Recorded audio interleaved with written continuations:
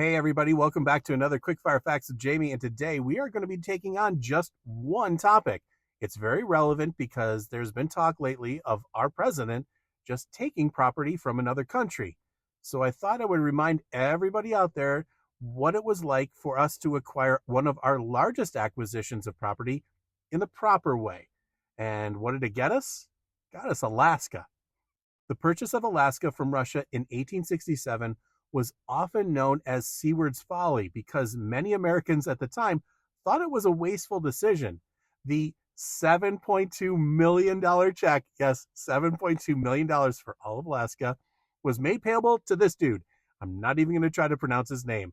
He was the Russian diplomat who served as the Russian minister to the United States at the time. Now, here's a little bit of the backstory. By the 1860s, Russia was in a very difficult position, both financially and strategically. The Russian Empire, having suffered setbacks in the Crimean War and facing the growing threat of British expansionism on the Pacific coast, saw Alaska as more of a burden than an asset, which is kind of wild. But the Russians were concerned about their ability to defend such a distant and remote territory, especially in the event of another war. So, the idea of selling Alaska began to gain traction. Meanwhile, the U.S. was looking to expand its territory and influence. Secretary of State William H. Seward, under President Andrew Johnson, had long supported the idea of acquiring Alaska. He saw the purchase as a way to expand American power, secure valuable natural resources, and create an economic and strategic foothold in the Pacific. So, the negotiations, how did those go? Well, this guy, again, I'm not even going to try to say his name, was the Russian minister to the United States at the time. He played a critical role in the negotiations of the sale. After some discussions and a little back and forth, both sides agreed to the price of $7.2 million. Don't even get me started. Okay, so this is what it's worth now. So if we equated $7.2 million in 1860 dollars to now, this is what it really is what they paid. It's an incredibly low price, which is kind of equated out to about 2 cents an acre.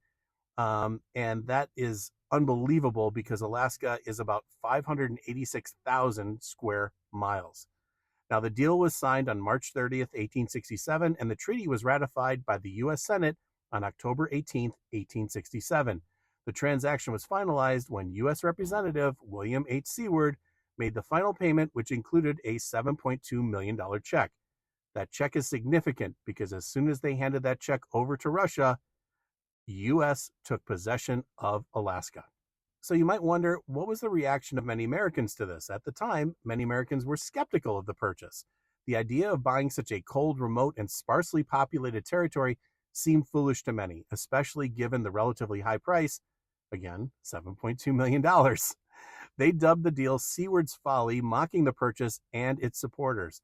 However, as history would prove, the acquisition was far from foolish. In the years that followed, Alaska became incredibly valuable, thanks to its natural resources like gold, oil, and minerals. The purchase turned out to be a major win for the United States, both strategically and economically. And today, Alaska is not only a critical part of the U.S., but it's also a region rich in resources and wildlife. So, the check made out to Ed, this guy, again, I almost said his name, this guy, represents not just a moment in diplomatic history, but also the beginning of a transformation that would prove to be very pivotal to the United States in the years to come, and done in the proper way. I hope you guys enjoyed. Be sure to like, share, and follow, and I will see you on the next one. Bye, everybody.